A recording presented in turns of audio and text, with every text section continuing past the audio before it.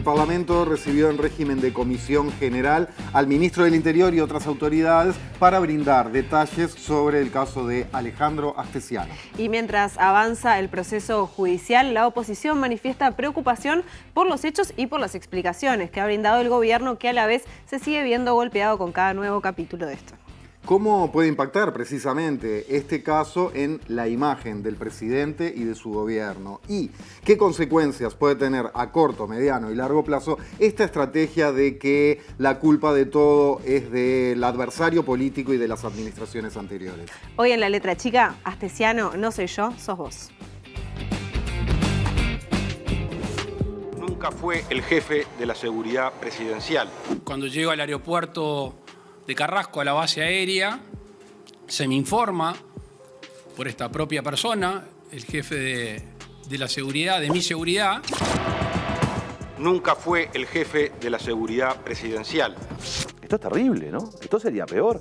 O sea, alguien que no es el jefe le pide a la presidencia que le imprima tarjetas de presentación donde dice que es el jefe. Alguien que no es el jefe le imprimen un carnet en la torre ejecutiva que le dice que es el jefe de la Guardia de la Seguridad Presidencial, que había alguien que está usurpando un cargo y que ellos lo permitieron. Le permitieron sancionar gente, le permitieron ordenar gente, le permitieron traer funcionarios cuando no lo era. Esa hipótesis es peor.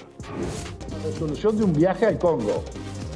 Eso es una resolución donde se habla de que es el jefe y se pudo haber habido error. Y debió decir jefe de la seguridad del señor presidente. Y yo dije en sala que probablemente sea un error porque en la mayoría de las resoluciones no hay prácticamente ninguna que diga eso. Tiene que haber sido un error. Se le detuvo el guardaespaldas al presidente de su propia casa. Nunca visto. Si eso no es hablar bien de la institucionalidad uruguaya, la verdad es que yo no sé, señor presidente. Y la gente lo tomó como eso, de un presidente que se sintió traicionado, que se sintió burlado. Y que no se le dijo la verdad por parte del Ministerio del Interior. No se le dijo la verdad por parte del Ministerio del Interior. De acuerdo con el registro de la Corte Electoral, en 1999 Alejandro Astesiano fue parte de la lista 2 del herrerismo para las internas del Partido Nacional. También figura en el puesto 25 como candidato Raúl Astesiano, nombre tanto del hermano como del padre del ex jefe de la custodia del presidente Luis Lacalle Pou. Al frente de la nómina estaba el expresidente Luis Lacalle Herrera. Para esa fecha Alejandro Astesiano al menos ya tenía 3 indagatorias policiales, según consta en la ficha respectiva. Vamos a hablar en lenguaje de los que ejercimos el derecho penal. Es un perejil, porque no es el jefe de la organización. ¿Cuáles eran las tareas que tenía Astesiano? Bueno, principalmente tenía una tarea de traducción con respecto a las personas que solicitaban este servicio. También tenía el contacto con funcionarios. También tenía el rol de conseguir a los clientes, conseguir a estos ciudadanos rusos que estaban interesados en tener documentación uruguaya y que no lo podían hacer por vías legales. También la gestión. Era quien reservaba, por ejemplo, el horario de la Dirección Nacional de Identificación Civil. Acordaba los montos, cuánto salía este servicio ilegal, y también era quien pagaba por el trabajo finalmente a los funcionarios que estaban realizando estas tareas. Yo creo que Sánchez hizo mal las cuentas cuando dijo que 70% hablaron del frente y 30%, no creo que fue 90-10. La verdad, yo hice unos cálculos, creo que fue 90-10. La verdad que hace 3 años que vivimos esto, así que no nos extraña de que las culpas son ajenas, que se hable del pasado y no se diga nada del principal problema, que es una organización delictiva que falsificaba pasaportes en la torre ejecutiva y cuyo principal referente era el jefe de seguridad de la presidencia. Claramente hubo una estrategia que ya se usó en otras interpelaciones, que es depositar en el Frente Amplio las responsabilidades o algunas responsabilidades al menos similares, es decir, equiparar situaciones con lo que sucedió en el gobierno del Frente Amplio, sea por herencia o sea en términos de comparación. 5 minutos pasan de las 9, ¿cómo están? Muy, pero muy buen comienzo de semana. Bienvenidos, bienvenidas a La Letra Chica. Jorge Temponi, ¿cómo estás? Bien, ¿y tú, Maite Sarasola? Muy bien, muy bien. Mucho un poco gusto. Congestionada. Un poquito tomadita la voz le van a notar a la compañera, pero el cerebro está impecable, creemos, así que adelante. Más o menos. Bueno, te tomó hasta ahí decir le iremos comprobando el correo de la noche. Con cada bloque. Exacto, bloque a bloque, y bueno, y bloque a bloque, capítulo a capítulo, volvemos a hablar del tema astesiano porque efectivamente, después de la semana pasada en el Parlamento, hubo novedades. Los invitamos a estar en Twitter con el hashtag La Letra Chica. Ustedes saben que participan de la conversación y algunos tweets incluso van apareciendo en pantalla en el correo del programa, siempre desde la vereda del respeto, algo que nunca se ha dicho. El Parlamento recibió el miércoles pasado en régimen de comisión general, repasemos, al ministro del Interior Luis Alberto Heber, al prosecretario de Presidencia Rodrigo Ferrés y al director de la Secretaría de Inteligencia Álvaro Garcé para brindar información y explicaciones sobre este caso de Alejandro Astesiano y para conocer los aspectos más salientes de esas comparecencias e incluso repasar algunos momentillos de esa jornada parlamentaria, recibimos a nuestra columnista, la periodista Mariana Cianelli. Mariana, buenas noches, ¿cómo estás? Hola, buenas noches, ¿cómo andan? Bien, gracias. Empecemos por lo que te parezca más destacable, los principales puntos que se abordaron en ese encuentro parlamentario. Bueno, el debate parlamentario giró en torno a dos ejes muy definidos.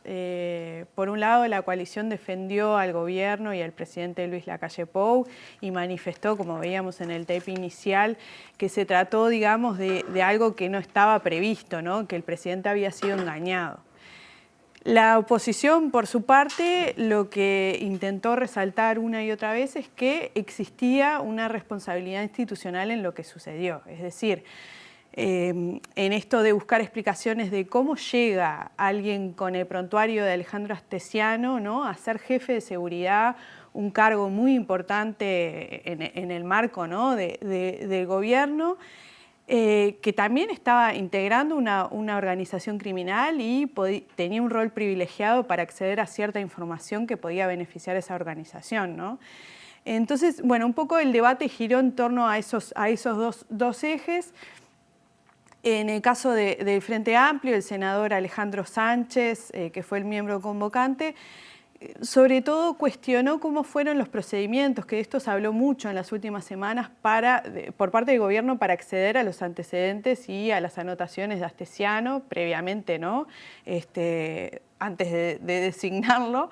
Pero también puso sobre todo en cuestión las declaraciones que hemos ido escuchando por parte del gobierno de lo que sucedió, en particular de Luis Lacalle Pou, cuando dijo que si él hubiera tenido insumos o alguna duda de lo que pasaba en torno a Astesiano, él hubiera tomado medidas, ¿no? Lo que planteaba en la sesión, lo que planteó el senador Sánchez en la sesión fue que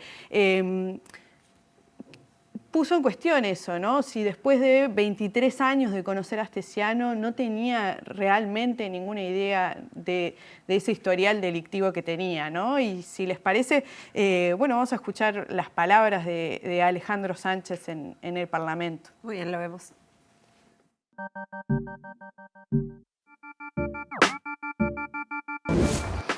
Estamos en el Parlamento para abordar una situación que jamás nunca hubiéramos imaginado.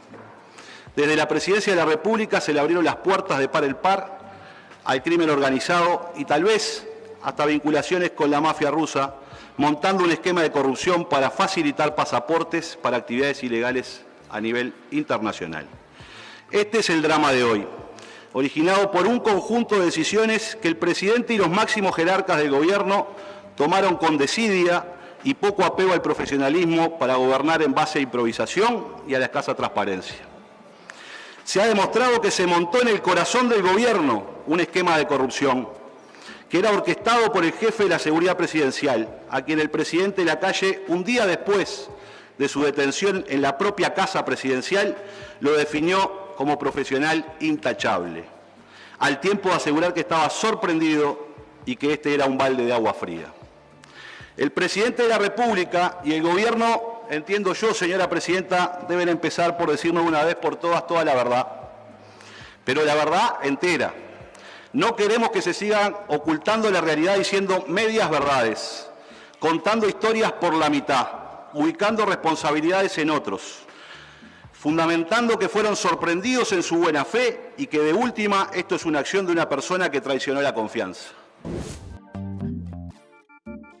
Bien, Alejandro Sánchez entonces. Y Mariana, la oposición también miró lo que era la cuestión de las facultades, ¿no, Astesiano? Sí, que eso era lo que tenía que hacer en su trabajo, digamos. Exacto, porque eso también, de alguna manera, la oposición intenta explicitar un poco cuáles eran las tareas de Astesiano, porque la coalición, los legisladores de la coalición, intentaron de alguna manera a minimizar un poco ese rol de jefe de seguridad. Lo vimos, ¿no? También Ferrés en ese momento informó que, bueno, en realidad no era jefe de seguridad, era custodio presidencial, ¿no? Sí, que habían documentos que igual decían que sí. Exacto, que más adelante los vamos a repasar. Pero bueno, entonces en ese sentido la oposición lo que intentó hacer fue, bueno, decir efectivamente cuáles eran esas facultades que tenía Astesiano. Y Astesiano, además de velar por la seguridad del presidente y de su familia, podía solicitar información al Ministerio del Interior para llevar a cabo su labor, al Ministerio de Defensa también podía hacerlo, podía solicitar la cooperación de diferentes organismos del Estado para llevar adelante todos los temas que tienen que ver con la seguridad del presidente cuando se mueve, ¿no? Y estratégicamente. Entonces, lo que intentó hacer la oposición en ese caso fue decir, bueno, tenía un rol importante y tenía un rol privilegiado para acceder a cierta información que podía beneficiar a esta organización criminal. Otro de los puntos que la oposición también intentó poner sobre la mesa fue todo lo que tiene que ver con los antecedentes, ¿no? Que se discutió muchísimo el tema de los antecedentes, que estaban, que no estaban. Bueno, efectivamente los antecedentes están. Él tuvo en 2002 y en 2013 antecedentes por los cuales en 2013 termina preso en la cárcel de Las Rosas. La oposición lo que también nuevamente pone en cuestión durante la discusión parlamentaria fue que Luis Mendoza, el director del Instituto Nacional de Rehabilitación, era en ese momento y es actualmente, ¿no? Y Álvaro Garcés era comisionado parlamentario. Entonces, de alguna manera se preguntó, bueno, ninguna de estas personas sabía que Astesiano incluso llegó a estar preso, ¿no? ¿Cómo esto es posible? ¿Cómo no se encendieron ninguna de las alarmas? Y vinculado también a los antecedentes, se repasó, digamos, el error del Ministerio del Interior al informar al presidente los antecedentes de Astesiano. En particular, lo que se buscó explicar fue que el Ministerio del Interior buscó esa información en el sistema de gestión de seguridad pública del Ministerio del Interior, ¿no? Para ver si tenía antecedentes, ahí no figuraban, y en realidad lo que tuvo que haber hecho es buscar esa información en policía científica, en los legajos de la policía científica. Bueno, eso incluso llevó a la separación del cargo del director de identificación criminal, quien cuando surgió todo esto por parte de la prensa de septiembre de 2021, de las veintenas, porque no eran 3 anotaciones, ¿no? Eran más de una veintena de anotaciones, entró al sistema para ver si estaba esa información, no la encontró e intentó subsanar ese error y bueno, por ese motivo fue separado del cargo. O sea, perdóname ahí, Mariana, porque quedó mucho esto de las 2 carpetas, ¿no? Sí. De que estaba en esta pero no Sí. en la otra, 2 carpetas por decirlo de alguna manera. ¿Hubo entonces un error ahí? ¿Miraron donde no era o miraron en un lugar en que debería estar esa anotación? En realidad, por lo que explicaron, miraron en un lugar en donde debería estar la información. No estaba, había un error. La cédula, digamos, de Astesiano tenía una información en una de esas carpetas y en otra no. Sin embargo, para estar absolutamente seguros de los antecedentes judiciales de las personas, porque en el sistema de gestión de seguridad pública pueden llegar a no estar, tenían que ir al legajo de policía científica, en realidad. O sea, las 2 cosas. Sí, o ir de una policía científica a buscar esa información porque iba a estar ahí. Bien, habiendo repasado entonces los principales puntos que trató la oposición en esta ¿cómo se le puede decir? ¿Comisión General? Comisión. Sí, régimen de Comisión General. Vayamos a cuál fue la actitud de los principales puntos que se trató la coalición en esto. Bueno, los legisladores en su mayoría hablaron del Partido Nacional y, como decía, se intentó o se buscó de alguna manera minimizar el rol de Astesiano como jefe de seguridad, pero también minimizarlo como integrante de esta organización criminal. Lo veíamos en el tape inicial, ¿no? Que se decía, no, pero bueno, no es el jefe, nadie sabe si es el jefe de la banda, es un perejil, ¿no? Esto está siendo analizado por la justicia. Entonces un poco ese fue la estrategia de la coalición y en ese sentido, bueno, el ministro del Interior, Luis Alberto Heber, lo que hizo de alguna manera fue puntualizar, y a partir de que él lo hacen también los legisladores del Partido Nacional y de la coalición, puntualizar que el primer caso que se detecta de gestión de pasaportes falsos por parte de un ciudadano ruso que declaraba que era hijo de uruguayo fue en 2013. Entonces, remarca sobre todo que no fue en esta administración, que esto viene de mucho antes. Y bueno, y si les parece, podemos escuchar las palabras del ministro. Muy bien, la compartimos.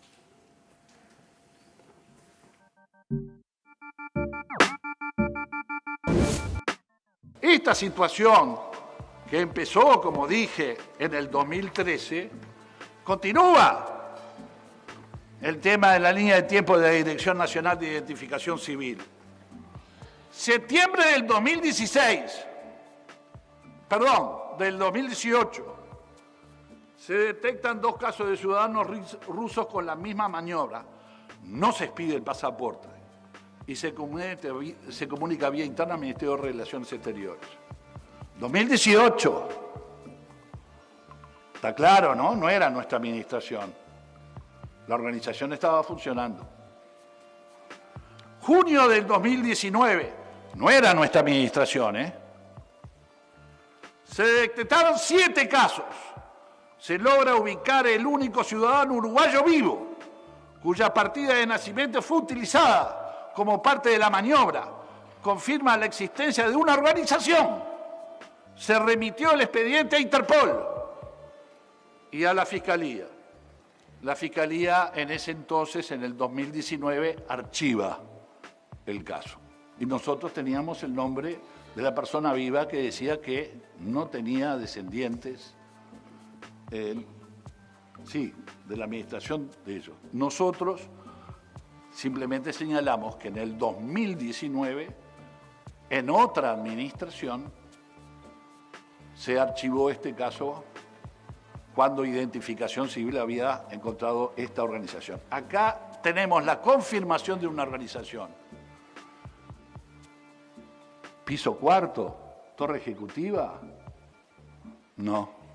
2013, piso 11, Secretaría de Mujica, tampoco.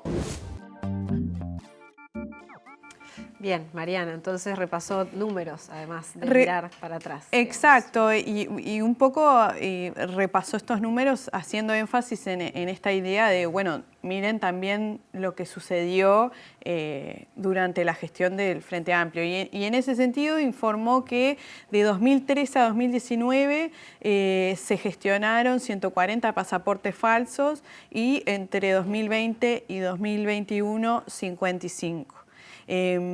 Como para tener una idea de qué estaba pasando con esa situación. Pero además, también Heber durante su intervención habló de un tema que la oposición trajo a colación, que tenía que ver con el tema del porte de armas de Astesiano como jefe de seguridad. Él informó que se lo había autorizado para el porte de armas el 7 de septiembre de 2021 porque en ese momento no tenía antecedentes, estaban extinguidos.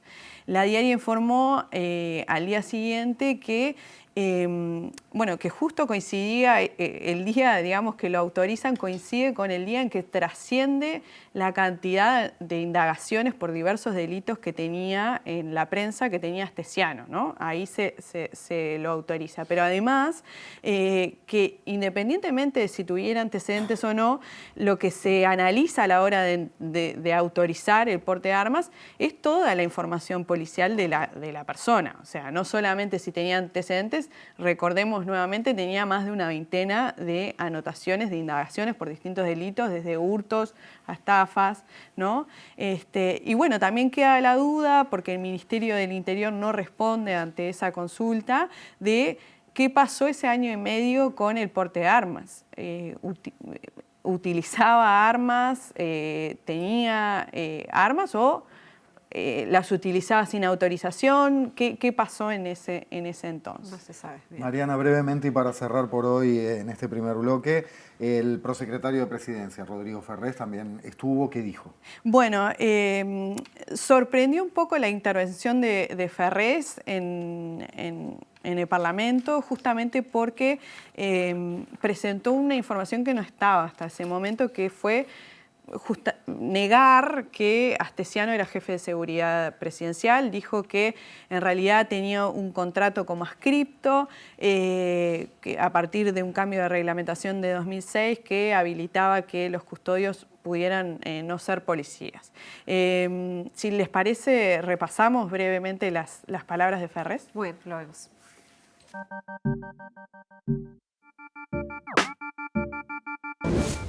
Estamos ante un caso de una persona que era el encargado de la seguridad personal del presidente de la República, pero no el jefe del Servicio de Seguridad Presidencial. Por las razones que el presidente de la República dijo. El presidente de la República dice la verdad.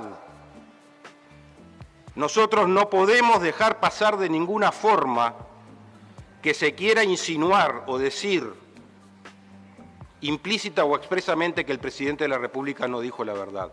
Tenemos un presidente de la República que dice la verdad. Errores podemos tener todos, él mismo lo afirmó en la prensa, pero mentir nunca.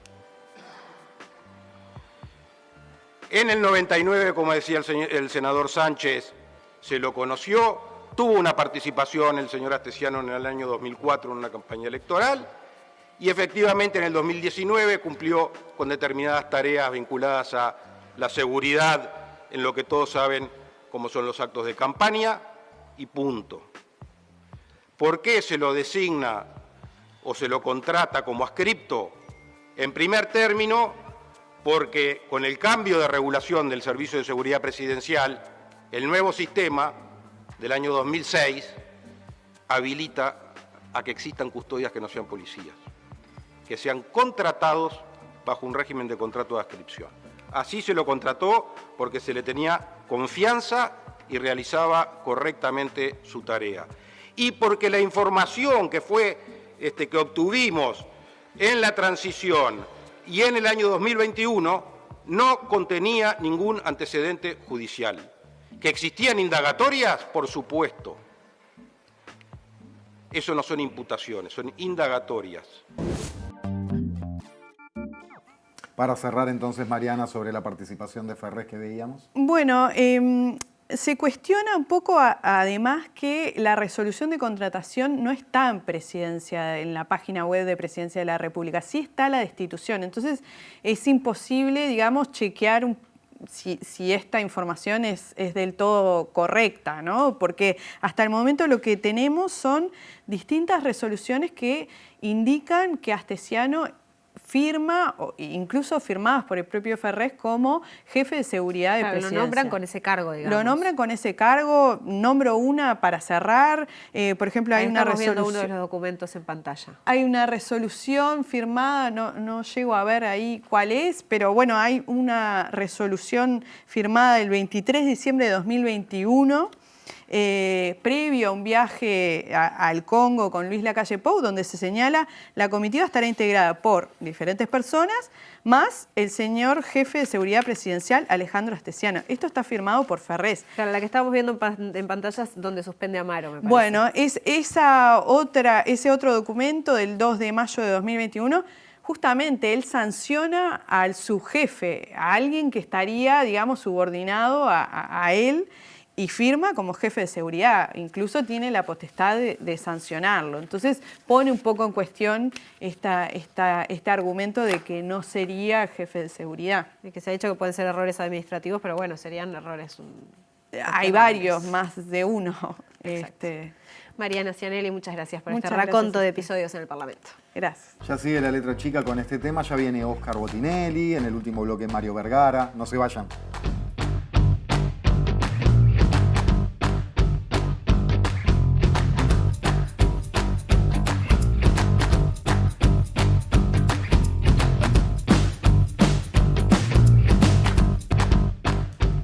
Continuamos con la letra chica y cuando uno analiza los anuncios del gobierno, es más lo que se habla del gobierno anterior de lo que se habla de la propuesta del nuevo gobierno. Para la administración de Lacalle Pou, el que triunfa trata de aplastar al que se va. Se piensa que al enemigo que huye se le persigue y se le destruye. Esto dijo el politólogo Oscar Botinelli en febrero de 2021 en una entrevista en El País. Y ya le damos las buenas noches, Oscar. Buenas noches. ¿Qué tal? ¿Cómo estás, Oscar? Gracias por estar. Bueno, pensando en esto que tú decías en febrero de 2021 y en lo que repasábamos un poco en el primer bloque de todo este raconto de mirar al pasado que se hizo en el Parlamento, ¿qué tan arriesgada es esta estrategia del gobierno? Porque tú también, cuando hablamos la vez pasada del caso Astesiano que mencionabas, que asumir la propia responsabilidad y no poner la culpa en el otro, y hablaste de chivo expiatorio, era parte de una estrategia, pero no parece ser el camino que se está tomando. Bueno, toda estrategia se prueba en función de resultados. Para empezar, si la concepción es que al derrotado hay que, digamos, reducirlo todo lo posible, incluso aplastarlo, hay que lograr el objetivo. Si no se logra el objetivo, puede ser en contra, puede ser un boomerang, ¿no? Porque, para empezar, exhibe una estrategia que no tuvo o la fuerza o la eficiencia pensada. Este es un dato, es notorio que, había una sensación, sobre el año pasado incluso, ya cerca a fin de año, que uno notaba en dirigentes, sobre todo, o casi exclusivamente del Partido Nacional, una idea de que el Frente Amplio iba camino a una, no de una extinción, pero una minimización electoral muy grande. Como que el 39% que obtuvo en octubre del 19 era un escalón de una caída que llevaba, que ya estaba como un partido muy de baja significación. Y eso lleva a estrategias que tienen el problema del error de diagnóstico. No percibir cuál era efectivamente la fuerza del otro. Y además estamos a punto de entrar en el último año efectivo de gobierno. Este término es un término que empezamos a usar nosotros y otros politólogos cuando se aprobó la reforma constitucional. Dijimos, cuidado que el tiempo efectivo de gobierno se redujo. Primero, el ciclo electoral termina en mayo, este año terminó, en este periodo terminó en septiembre, y ya al empezar el último año vienen las internas en junio, por lo tanto se están yendo un poquito los calores y ya empieza la campaña electoral que no termina a nivel nacional hasta noviembre. Además queda constreñido por el hecho que por disposición constitucional la última modificación presupuestal es el año que viene. Y es un año que una cosa es que se terminen de consolidar resultados el último año y otra cosa que se empiecen reformas en el último año efectivo, lo que no da la impresión de que tengan efectos antes de la campaña electoral. Entonces ahí es cuando se observa que se mezcla el decir, bueno, vamos a impulsar reformas, están poniendo el foco en seguridad social, en educación, y por otro lado en seguir viendo el cuánto se golpea a los gobiernos anteriores, mezclado, como yo recién escuchaba lo que ustedes pusieron del doctor Rodrigo Ferrés, y uno ve, sobre todo viendo algunos Twitter, reapareció en estos días lo que fue el jingle de campaña, y hay dos palabras que aparecen constantes en la comunicación presidencial, que es la palabra libertad y la palabra verdad. Todo es decir la verdad, no miente, dice la verdad. Entonces todo se juega, si el documento está bien, mal, dijo la verdad, no dijo la verdad, miente, no miente. Entonces era un juego que hay que tener mucho cuidado con él porque el tema no es solo si mintió o no mintió. El tema, bueno, tuvo la precaución, no la tuvo, fue eficiente, no fue eficiente. Y la además, responsabilidad institucional del hecho.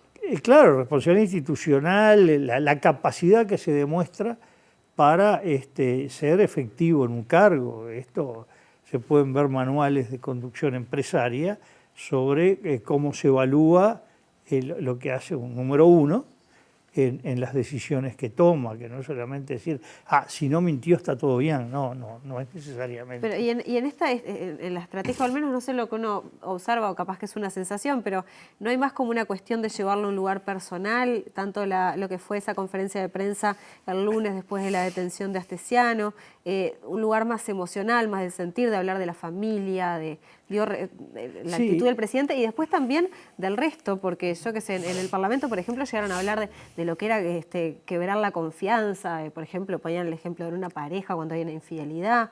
Va como a un lugar más sentimental. Incluso con lo del no mentir, ¿no? Se Claro. veía en el tono de Ferrer decir, cuidado, ¿no? Acá se podrá equivocar el presidente, pero no miente como una cosa personal. Claro, lo que afirmamos en relación a ese uso de dos palabras que son muy fuertes en la campaña electoral y se mantiene en la comunicación de este tiempo.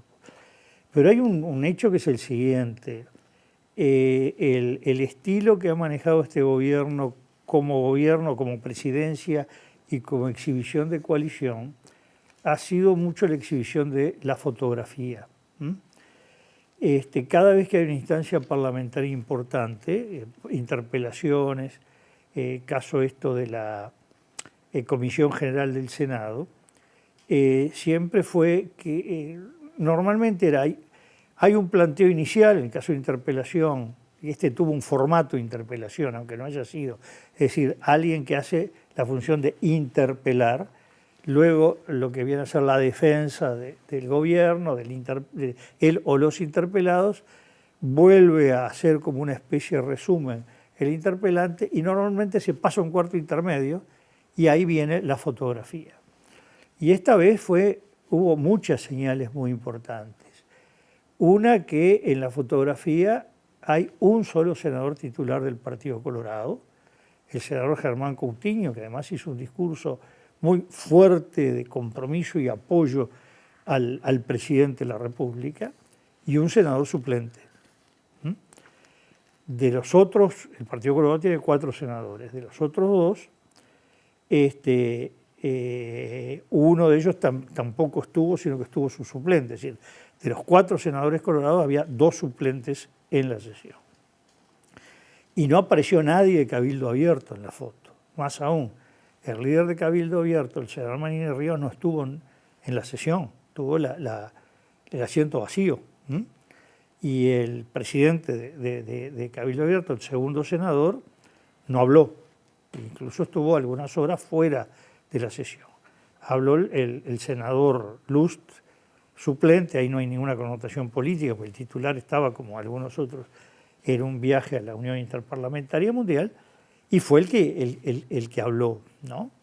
Y además es interesante que, siendo parte de la coalición, el discurso estuvo muy centrado en un ataque muy directo, con nombre y apellido en el sentido de partidos, al Partido Nacional del Frente Amplio. Fue un golpe a cada lado, ¿no? En términos muy duros, además. Entonces, el resumen de El discurso del propio Lust pegándole a su socio de la coalición. Pegando al Partido Nacional y al Frente Amplio por igual, ¿no? Incluso una frase que salió en muchos medios, cuando dijo algo parecido a: lo que queda claro acá, que las custodias presidenciales son grupos de amigos de los presidentes, todos con antecedentes policiales, ¿no? Se largó lo cual aparece una distancia muy fuerte del gobierno. Es decir, la secuela de imágenes, llamémosle así, de la sesión del Senado en Comisión General, fue de un gran debilitamiento del gobierno entendido sobre todo como presidencia de la República, ¿no? Yo creo que esto es un detalle significativo en la interpretación de los hechos políticos. Hay claramente una pérdida de poder en el plano simbólico del presidente. Ya muchos analistas y hasta dirigentes han hablado del momento más débil del presidente desde que asumió, ¿no? Óscar, sobre la estrategia, hablabas de la estrategia del gobierno, del Partido Nacional en particular y del gobierno de tratar de seguir golpeando al Frente Amplio y que esto se ve reflejado en esta instancia. Incluso en una instancia en que el gobierno se está defendiendo, bueno, que se defiende pegándole al FA. ¿Qué ves de la estrategia que usó el Frente Amplio? En este caso, que sea representativa de la estrategia general que está asumiendo en estos tiempos como oposición.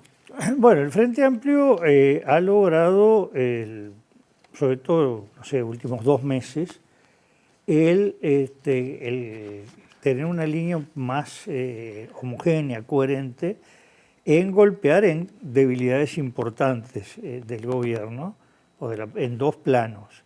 El plano que tiene que ver con estas cosas, en definitiva siempre hay un pasaporte en medio de esto, es decir, el caso de Marcet, el preso en Emiratos Árabes, y ahora de los pasaportes con identidad falsificada, en que aparece el que ha sido presentado como jefe de custodia presidencial o custodio del presidente, no importa el título acá. Pero también, por otro lado, en medio de esto apareció el tema de lo que el Frente Amplio y gente vinculada a organismos internacionales de la salud han calificado de retroceso en las políticas sanitarias, básicamente en el tabaquismo, pero haciendo referencia a algunas resoluciones relacionadas con los etiquetados de alimentos, esas advertencias. Es decir, que el Frente ahí ha logrado golpear, a veces no con mucha coherencia. Por ejemplo, en un momento que estaba centrando todo eso, no se entiende que alguien importante del Frente salga hablando de que hay que derogar en un futuro gobierno la LUC, con lo cual abrió un frente que permitió réplicas y salir.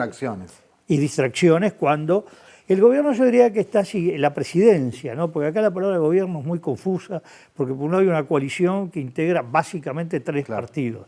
Después tenemos que gobiernos más Partido Nacional y Partido Colorado, porque Cabildo aparece con disidencias importantes, y después resulta que es el Partido Nacional y la presidencia. Entonces la palabra gobierno no es fácil de definirla en este momento. Pero digamos, gobierno en tanto presidencia está siguiendo, uno ve 2 líneas. Una, la de crear hechos que puedan cambiar la atención. ¿Lo de las ollas puede ser otro? Bueno, diría, ahí está lo de hay, digamos, propositivos y de ataque, digamos. Los propositivos es, bueno, reforma de la educación, reforma de la seguridad social, y del otro lado, cosas como las ollas populares o algunas otras cosas de menor porte que aparecen como denuncias que tienen que ver con cosas o que hace la izquierda o movimientos sociales o que hizo gobiernos anteriores. Y lo otro ya no es directamente el planteo de nuevos temas, sino el golpear permanentemente sobre los gobiernos anteriores, ¿no? El tema es que lo que se está viendo es que eso puede darle algún soporte en sectores importantes de su propio electorado, pero lo que hay que ver es qué resultado va a tener hacia adelante.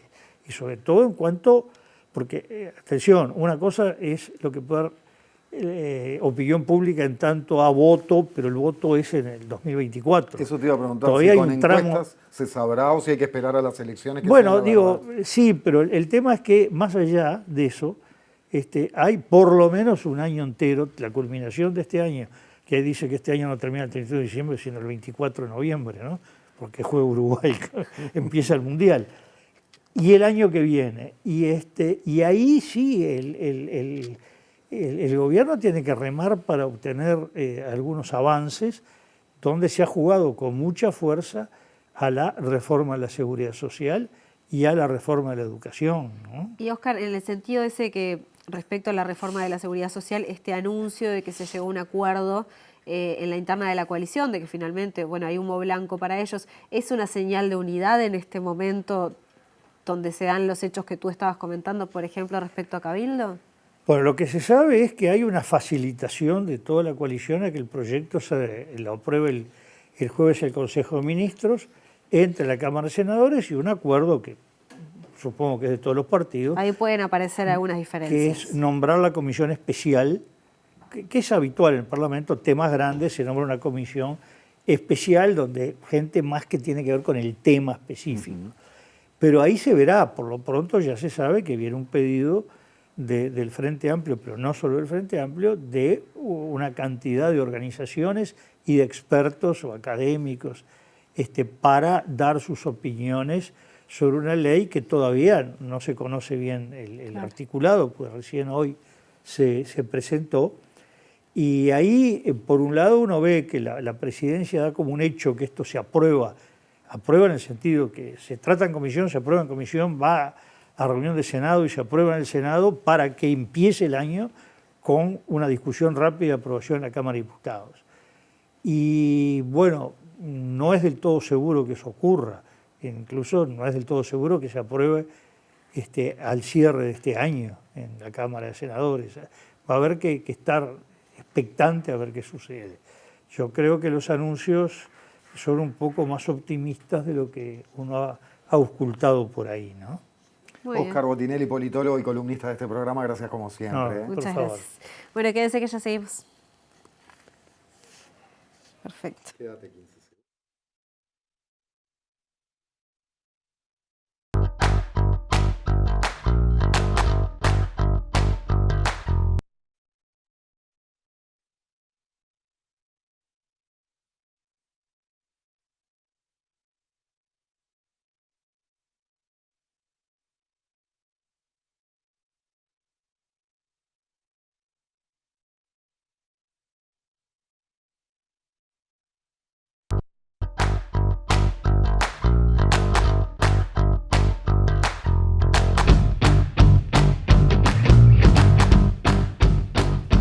Menos 10 de la noche, recibimos en el último bloque de esta letra chica, siempre en vivo y por la pantalla de TV Ciudad, al senador Frente Amplista Mario Vergara. Vergara, buenas noches, ¿qué tal? Un gusto estar con ustedes. Gracias. Empecemos por lo básico, una visión general del caso Astesiano desde el punto de vista político y de la oposición. Sin duda, un escándalo más. El gobierno no nos da respiro, ¿no? Porque venimos en una secuencia de hechos que nosotros entendemos bochornosos, escandalosos, cada uno con su anécdota, cada uno con su explicación, pero el tema es que hay una secuencia de hechos que están afectando la imagen del país, que están afectando la credibilidad del país, que están afectando la confianza de la ciudadanía, no solo en el gobierno, porque en el fondo de alguna manera afecta a todo el sistema político, a la institucionalidad.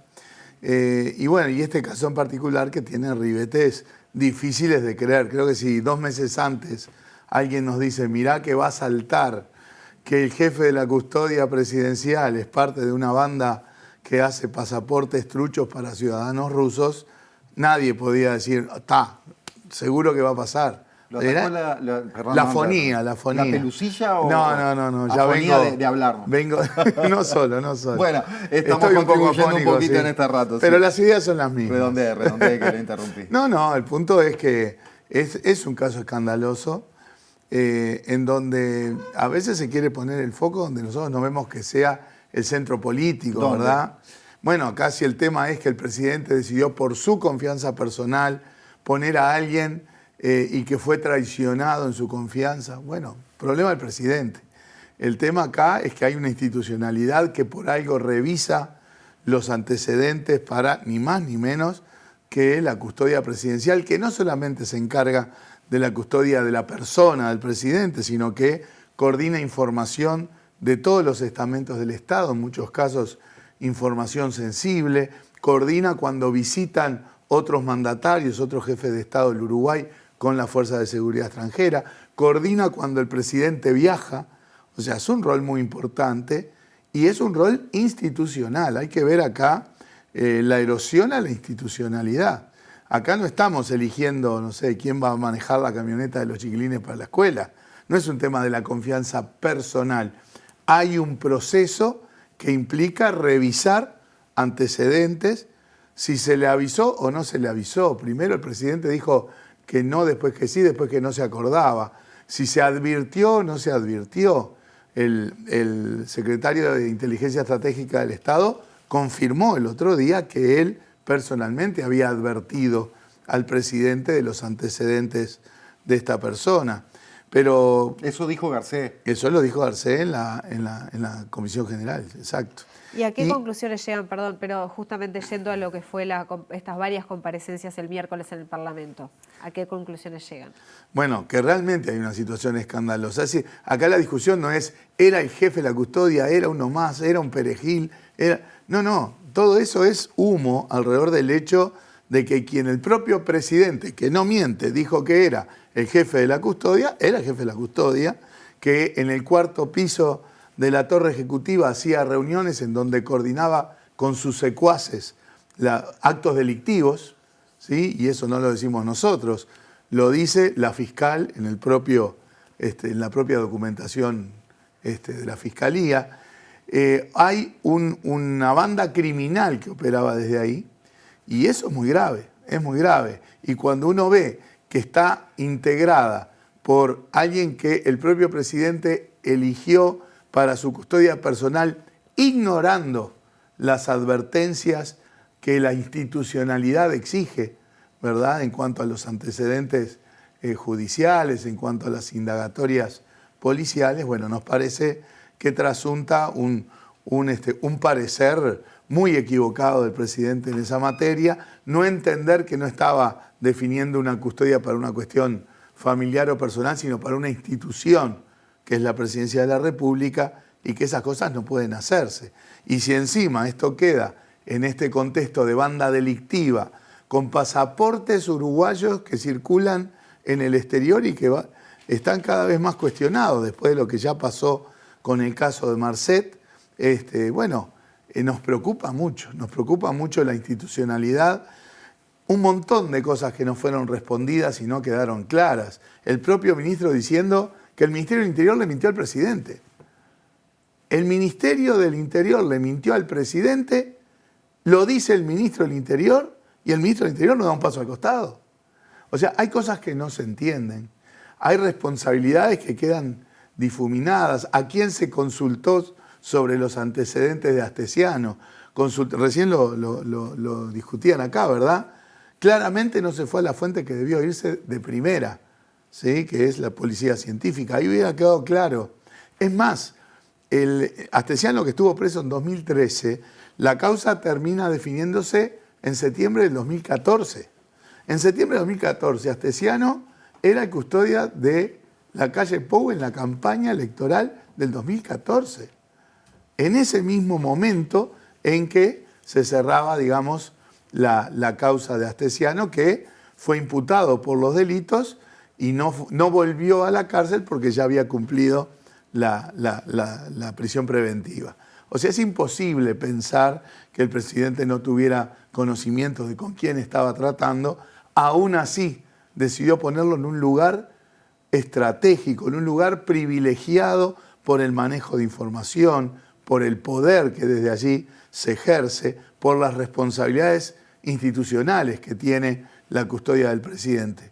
Y es insólito. Y encima que el ministro diga que el ministerio le mintió al presidente y el ministro siga ahí lo más campante, son cosas que realmente no se comprenden. ¿Y por qué piensa que el presidente puede poner una persona con más allá, bueno, él había dicho que las averiguaciones, bueno, la información estaba, pero no de la cárcel. Pero, ¿por qué pondría una persona así, sabiendo que quizás en algún momento eso solo lo puede responder el presidente? Yo creo que acá hay un enfoque también de que hay en el gobierno y en el presidente un enfoque muy basado en la persona, desconociendo en buena medida que el presidente de la República es parte de una institucionalidad.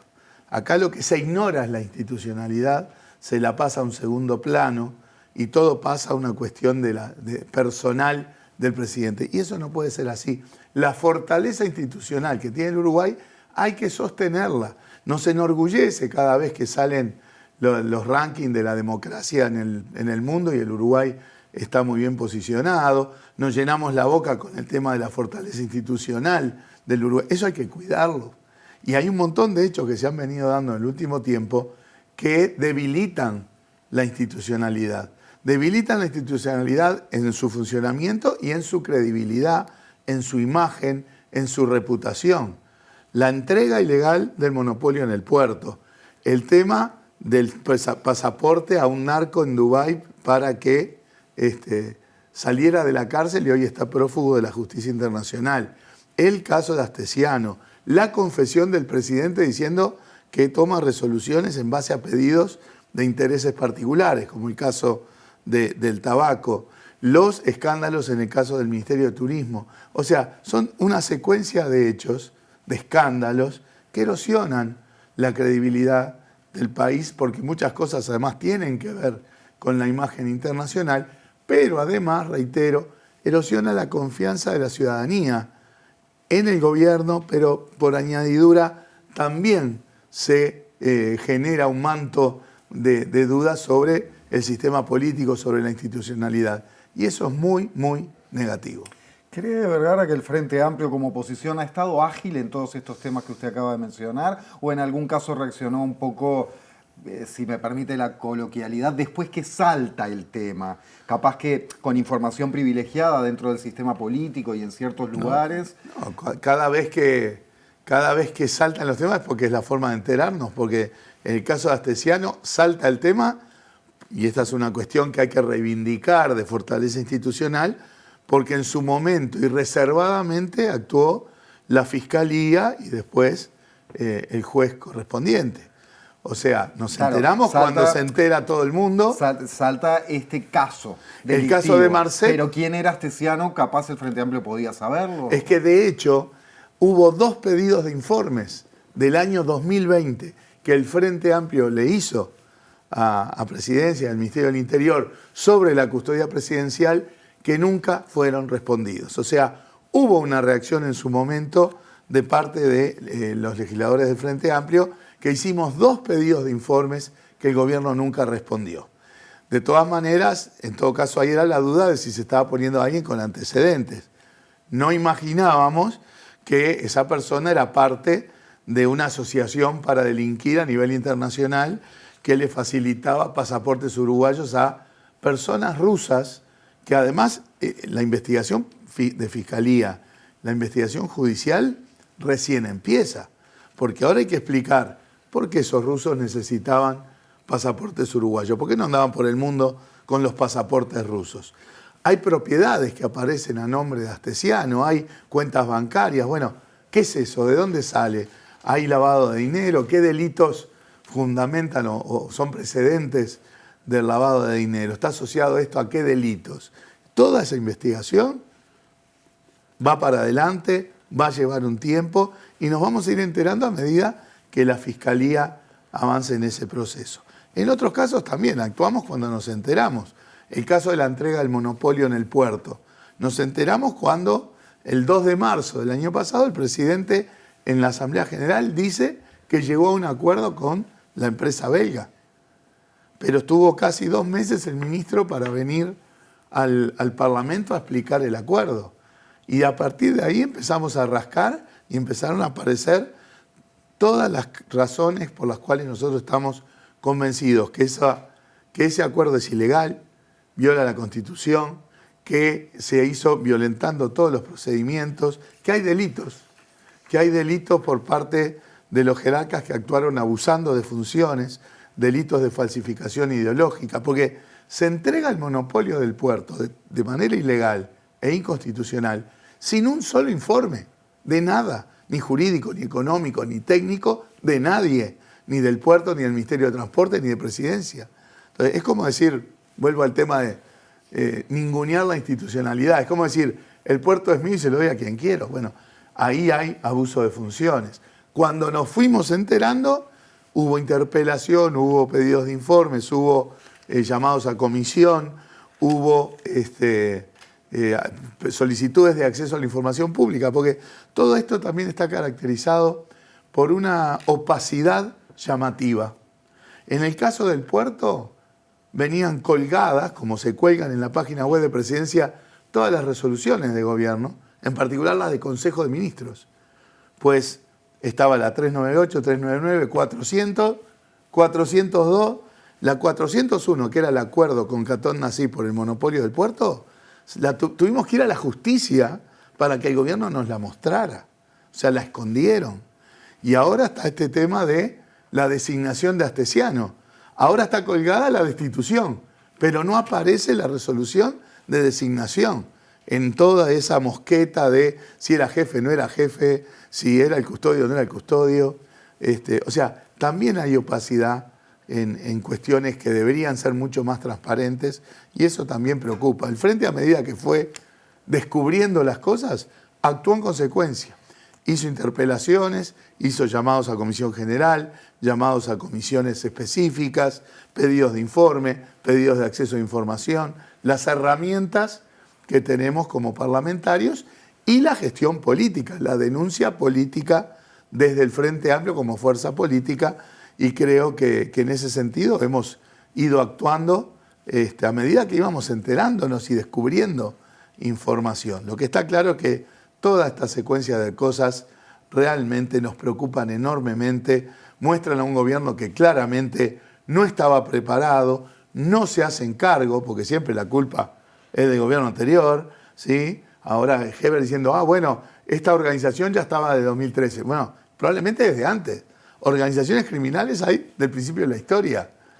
El tema es que nadie en el gobierno anterior era parte de esa banda criminal, ¿verdad?, que emitía estos pasaportes. Es más, el propio Heber dijo, el del 2013, no sé qué, que no se dio. Pasaporte que no se dio. Y el del 2018, 2 personas, que no se dieron. O sea, decir que los rusos intentaban tener pasaporte, bien. Capaz que desde el siglo pasado. No Eso importa. puntualmente se refería a una carta a Mujica, si no me equivoco. Sí, es... Porque hubo, o sea, sí se emitieron pasaportes, esta banda emitió pasaportes de 2013 a Él hizo una larga referencia como si desde el gobierno se hubiera querido apurar un trámite a favor de un ciudadano ruso. Primero, ese trámite de solicitud de pasaporte fue denegado, así que ya de pica el resultado es completamente distinto. Pero además, la nota a la cual hizo referencia Heber es una nota de rutina, en donde cada vez que los presidentes reciben notas, reciben planteamientos, los derivan a los respectivos ministerios, a los respectivos organismos. Es más, si ustedes ven esa hoja, ven que donde dice Ministerio del Interior está abajo de puntitos suspensivos, o sea, es un formulario ya hecho que lo que cambia es a qué ministerio mando cada cosa. Es una cosa totalmente de rutina en donde de ninguna manera se planteaba apurar nada. Yo fui ministro de Economía en el periodo de Mujica y recibí varias notas de esas en donde en los puntitos decía MEF en lugar de decir MI y era simplemente decir, recibimos este planteo, les corresponde a ustedes analizarlo y respondan lo que tengan que responder. Vergara, tenemos que ir cerrando, pero ¿tendría que rodar alguna cabeza más? Sin duda. Rodó una del medio. A ver, vuelvo al ejemplo anterior. Si el ministro del Interior dice que el Ministerio del Interior le mintió al presidente... Entonces, el ministro del Interior tendría que renunciar. No, yo creo que sin duda. Hacerse cargo no es solo decir que se hace cargo. Hacerse cargo es decir, si yo, que soy el jerarca del ministerio, y el ministerio le mintió al presidente, hacerme cargo significa dar un paso al costado. El caso del prosecretario es lo mismo, es el responsable institucional de la custodia presidencial. O sea, ni siquiera debería decir el presidente lo eligió porque le tenía confianza. El responsable institucional de la custodia presidencial, que es una cosa institucional, ¿sí?, es el prosecretario. También debería dar un paso al costado. En este caso no tenemos dudas. Y con respecto además al tema del ministro del Interior, venimos en una secuencia de cosas en donde él no da las explicaciones necesarias, no genera las confianzas necesarias. Ya lo planteamos en el caso Marcet, que debía dar un paso al costado. También de alguna manera lo planteamos cuando fue al Parlamento supuestamente a mostrar un plan de seguridad con el recrudecimiento triste que hemos tenido de los delitos y los homicidios en el país. No mostró ningún plan. O sea, no tenemos dudas de que el ministro del Interior debería dar un paso al costado por toda esta secuencia de cosas que no lo hacen apto para su labor y que además tiene que hacerse cargo de su responsabilidad política de que está fracasando en su política de seguridad y en cada uno de estos episodios, el de Marcet, el de Astesiano, etc. Senador Vergara, gracias. Muchísimas gracias. Ha sido un gusto. Bueno, y veremos qué otros capítulos se escriben de esta cuestión de Astesiano, porque además había una audiencia mañana que se suspendió porque la fiscal Fossati tiene una cuestión de salud, así que bueno, va a ir para largo. Habrá más noticias para este boletín sobre el caso Astesiano, fundamentalmente y en principio desde la justicia, como decíamos recién. Se viene ya Línea de 3 a la pantalla de televisión. Y mañana nos metemos con lo nuestro, vamos a estar hablando de periodismo en la letra chica. Periodismo, el monopolio de la palabra será el título, más le digo. Chao, hasta mañana. Hasta mañana, gracias por estar.